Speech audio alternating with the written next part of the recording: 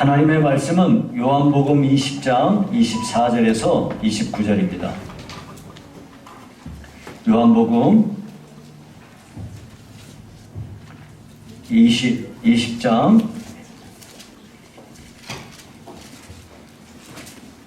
요한복음 20장 24절부터 29절까지 말씀 제가 봉독해 드리겠습니다.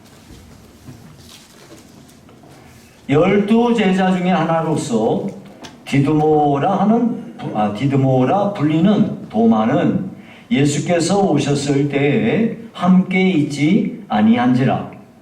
다른 제자들이 그에게 이르되 우리가 주를 보았다 하니 도마가 이르되 내가 그의 손에 못자국을 보며 내 손가락을 그 못자국에 넣으며 내 손을 그 옆구리에 넣어보지 않고는 믿지 아니하겠노라 하니라. 여드레를 지나서 제자들이 다시 집안에 있을 때에 도마도 함께 있고 문들이 닫혔는데 예수께서 오사 가운데 서서 이르시되 너에게 평강이 있을지어다 하시고 도마에게 이르시되 내 손가락을 이리 내밀어 내 손을 보고 내 손을 내밀어 내 옆구리에 넣어보라. 그리하여 믿음 없는 자가 되지 말고 믿는 자가 되라. 도마가 대답하여 이르되 나의 주인님이시요 나의 하나님이시니이다. 예수께서 이르시되 너는 나를 본고로 믿느냐? 보지 못하고 믿는 자들은 복되도다 하시니라. 아멘.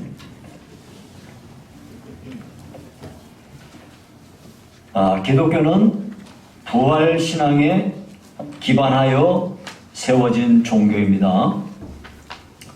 즉 그리스도인이 올바른 신앙을 가지려고 한다면 부활신앙의 터 위에 믿음으로 무장을 해야 된다 하는 말입니다. 그런데 교회를 오래 다니신 분들 가운데에도 부활에 대한 확신이 없다 보니까 때로 의심의 파도가 밀려오고 믿음의 가지가 흔들리고 믿음이 뿌리채 흔들려버리는 그런 걸 경험하는 사람들도 있습니다. 오늘 우리는 예수님의 12 제자 가운데 도마라고 하는 사람을 집중적으로 생각해 보면서 부활하신 주님을 만나면은 우리에게 어떤 은혜가 임하는지 우리가 간단히 두 가지만 살펴보도록 하겠습니다. 첫 번째는 부활하신 주님을 만나면 평강이 찾아온다는 거예요. 두 번째는 부활하신 주님을 만나면 믿음의 확신이 생긴다는 거예요. 자, 이것에 대해서 살펴보도록 하겠습니다. 자, 먼저 부활하신 주님을 만나면 평강을 얻는다는 거예요. 여러분, 첫사람 아담이 하나님에게서 죄짓고 하나님에게서 멀어졌을 때 찾아온 첫 번째 현상이 뭐였냐면 두려움이었어요. 두려움. 하나님이 두려워서 나무 사이에 숨었습니다. 그래서 사람들은요, 너, 나 할 것 없이 두려움 가운데 살아요. 두려움이 참 정말, 어떤 사람은 너무 두려움이 심해서, 대인 기피증이 생겨요. 사람들이 나를 어떻게 볼까? 사람들이 나를 어떻게 할까? 그것이 너무 두려워가지고 자살하는 사람들도 있어요. 요즘에 고소공포증, 공황장애증, 이런 것들이 막 있어요. 고소공포증이 한번 높은 데 올라가면 무서워하는 거야. 뭐 당연하겠지만은. 공황장애증이라고 사람들이 많으면 무조건 무서워. 갑자기 막 뭐가 막 나한테 짓눌리는 것 같고, 남들이 막 나를 집중적으로 쳐다보는 것 같고, 막 이런 생각이 들어가지고 굉장히 고통스러워하는 사람들이 있어요.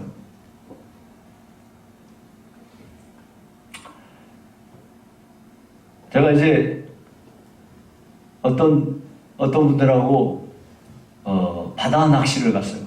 바다 낚시는 뭐냐면 배 타고 가면서 낚시하는 거예요. 근데 우리 중에 일행 한 분이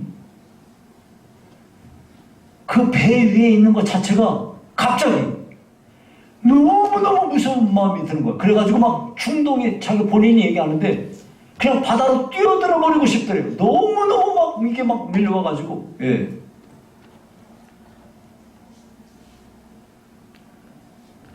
경험을 안 해본 사람은 모르겠는데 그런 걸 경험을 하니 얼마나 참 무섭겠습니까?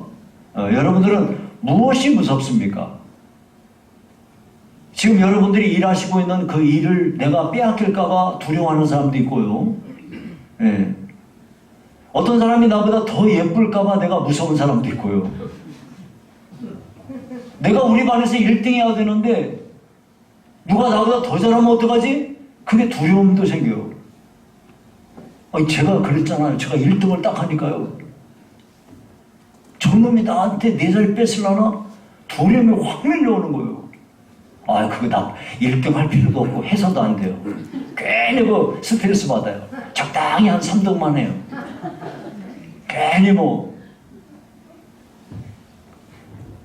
그런데 오늘 본문에 보니까 부활하신 주님을 만나게 되면은 두려움이 삽시간에 물리쳐지는 것을 알 수가 있어요. 여러분, 막달라 마리아라는 여인이 있어요. 막달라 마리아. 여러분 잊어먹지 마세요. 제가 총신대학 다닐 때 우리 교문 앞에 막달라 마리아가 있었어요. 막달라 마리아가 누구냐면 그분은요, 오는 교문으로 들어오는 모든 사람들 막 달래요. 막 달래요. 그러니까 우리가 별명을 지어주기를 막달라 할머니라고 지어줬어요. 막달라 마리아가 아니고 막달라 할머니. 이분은 무조건 뭐, 그럼 누가 딱, 아이, 어저께 줬잖아요. 그러면, 무조건 돈 달래. 막 달라. 근데 이분의 이름은 막달라 마리아예요. 이 여자는 처음에는 귀신이 들렸던 여자예요. 귀신이 들려가지고 병으로 고생하던 여자인데 예수님을 만나고 난 뒤에 귀신이 쫓겨나가고 병을 고쳤어요. 그 뒤로 예수님을 끔찍히 사랑하고 예수님이 가시는 데에는 늘 따라다니면서 봉사하고 그렇게 했어요. 심지어 예수님이 십자가에 달려 돌아가실 때에도 십자가 밑에까지 나온 사람이 누구냐? 막달라 마리아예요. 예수님의 시체를 이 아리마대 사람 요셉 그 무덤에 넣는데 거기까지 따라가서 무덤이 위치가 어딘가 봐가지고 안식 후 첫날 부활하신 날에 제일 새벽에 맨 먼저 갔던 여자가 누구냐? 막달라 마리아예요. 그런데 이처럼 주님을 가장 가까이에서 섬기다 보니까 여러분 사실 베드로 같은 사람은 누구예요? 수제자네요. 제자 중에서도 제일 우두머리예요. 다른 제자들도 주님을 뭐 늘 따라다니고 같이 밥 먹고 같이 자고 하던 사람들인데 이 사람들은 다 주님 등지고 도망치고 해버렸어요. 그런데 이런 중에도 정말 가장 이런 새벽에 예수님의 시신에 향품을 바르기 위해서 그것을 준비해가지고 무덤으로 가는 이 막달라 마리아. 그래서 아더 핑크라고 하는 유명한 이 주석가가 있어요. 이 사람이 이렇게 말했어요. 이 세상에 사는 날 동안 주님의 은혜를 가장 많이 받은 사람은 막달라 마리아였을 것이다. 그리고 주님을 극진히 사랑한 막달라 마리아에게 그 보상으로 부활하신 뒤 제일 먼저 그녀를 만나 주셨다. 정말 그래요. 다른 사람들은 불안해 공포에 떨면서 이렇게 숨어 있을 때 막달라 마리아는 새벽 미명에 맨 먼저 주님의 무덤으로 찾아갔던 것입니다. 거기서 막달라 마리아는 부활하신 주님을 맨 먼저 만났던 거예요. 주님께서 막달라 마리아를 맨 먼저 만나주신 그것은요, 굉장한 의미가 있어요. 막달라 마리아도 그렇게 사랑하는 주님이 이렇게 운명하셨으니 얼마나 그 마음에 참 정말 두려움이 있고 공포가 밀려오겠습니까? 그런데 주님께서 그녀를 처음 만나 주시면서 이 여인은 얼마나 마음에 평강이 왔겠습니까? 모든 두려움이 눈 녹듯이 사라져 버렸을 것입니다. 또 여러분, 이 제자들이 있습니다. 제자들은요, 예수님이 십자가에서 죽으신 뒤에 너무나 두려웠어요. 그래서 여기 20장 19절에 보시니까 이런 말씀이 있습니다. 이날 곧 안식 후 첫날 저녁 때에 제자들이 유대인들을 어떻게 하여? 두려워하여 모인 곳의 문들을 닫았더니 예수께서 오사 문 분명히 걸어 잠궜는데 예수님이 쑥 들어왔다 이 말이에요. 예수께서 오사 가운데 서서 이르시되 뭐라고 말씀하십니까? 너희에게 평강이 있을지어다.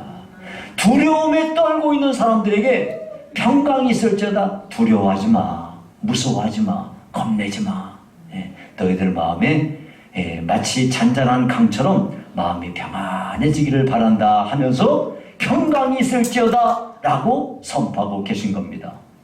사실 제자들은 사람들한테 체포되어 갈까봐 두려워 떨고 있는 거예요. 예수님 믿는 자들 색출한다고 이렇게 할 때 자기들이 붙잡혀 갈까봐 두려워 떨고 있었죠.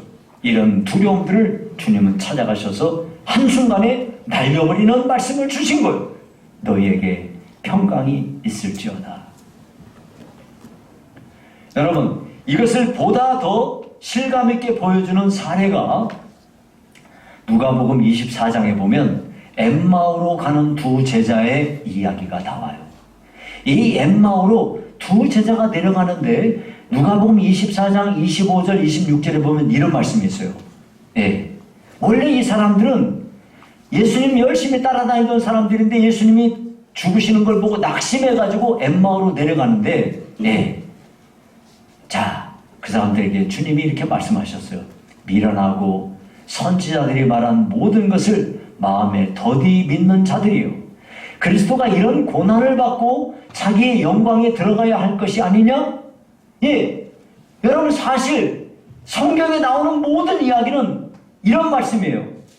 예수님이 고난당하시고 고난당하신 지 3일 뒤에 다시 살아날 것에 대한 것을 이미 성경에 전부 예언을 해놨고 이 예언대로 그대로 예수님에게서 이 모든 것이 성취되었습니다. 그런데 엠마오로 내려가는 두 제자는 예수님에게 대하여 나름대로 기대가 있어요.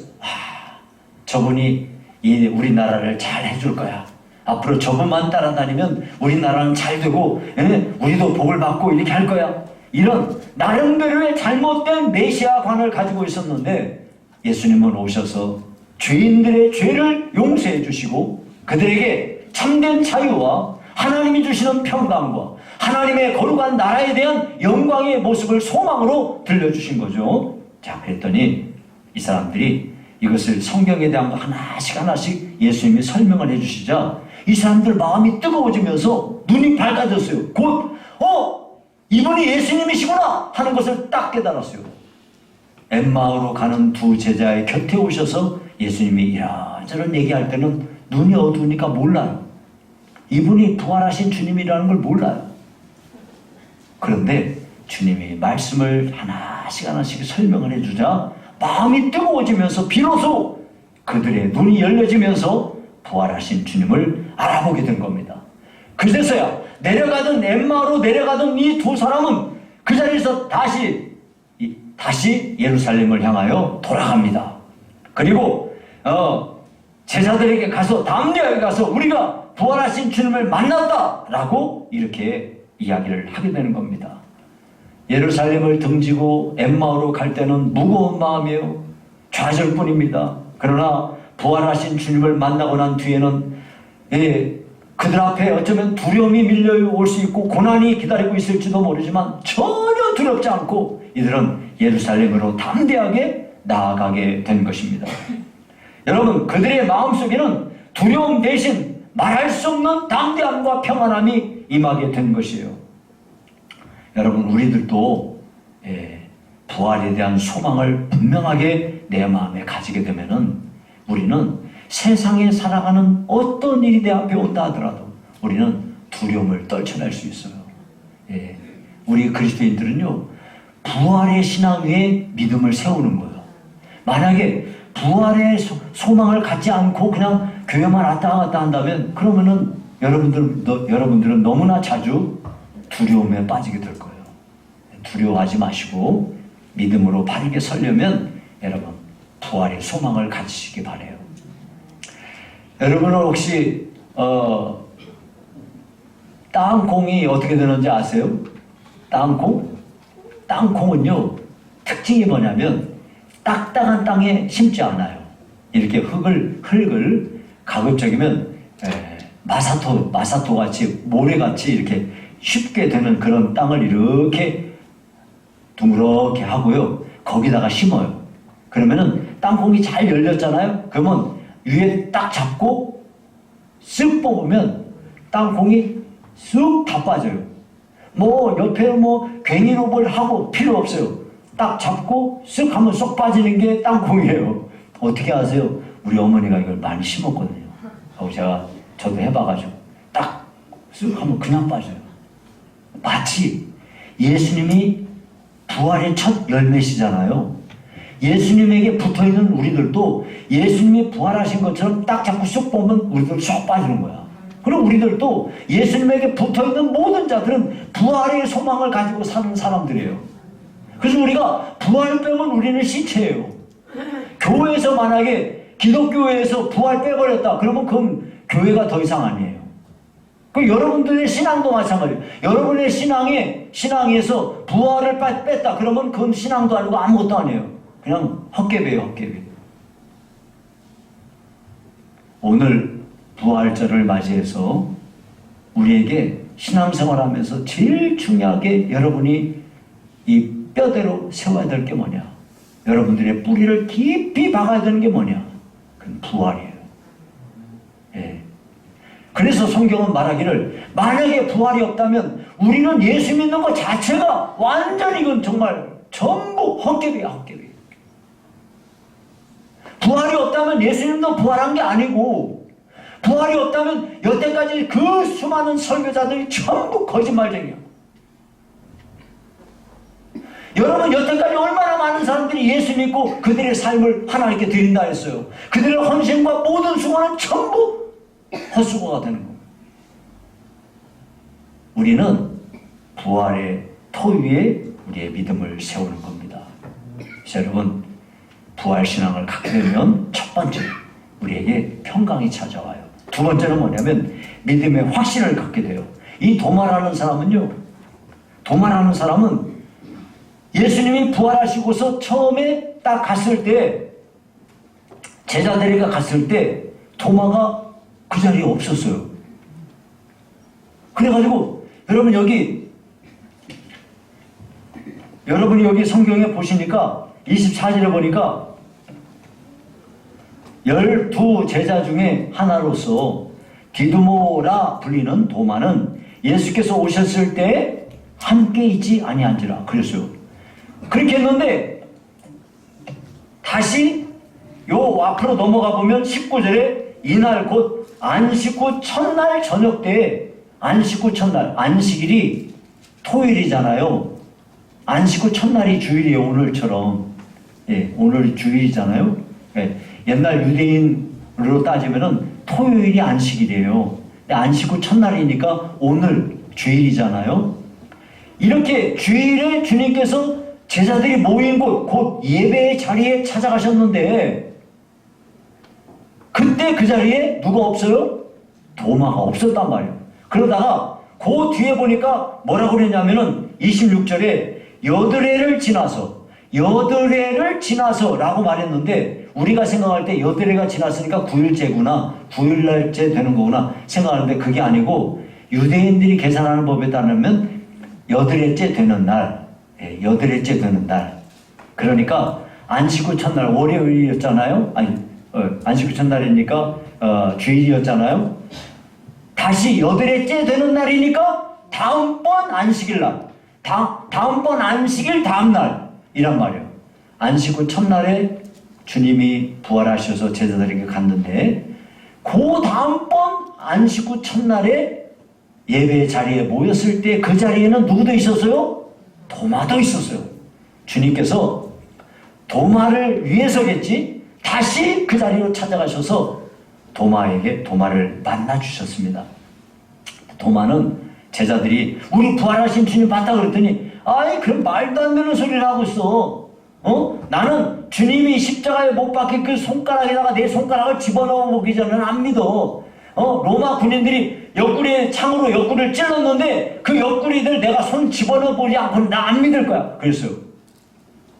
여드레째 되는 날 주님께서 안식 후 첫날 예배 자리로 모인 그들에게 다시 찾아가셔서 주님이 이 도마를 만나 주셨습니다.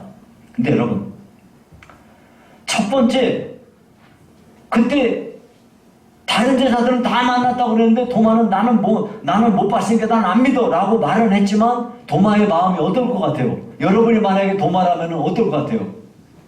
이거 견디기 힘들어요. 정말 얼마나 참담하겠어요. 저 말이 진짜인가 막 아주 식욕도 없어지고 잠도 안 오고 막 했을 거예요. 예. 그런데 감사하게도 의심 많은 도마에게 주님께서 그의 의심을 그냥 나무라지만 않으시고 여덟째 되는 그날에 찾아오셔서 다시 한번 말씀하시기를 너희에게 평강이 있을지어다 하고 말씀하셨습니다.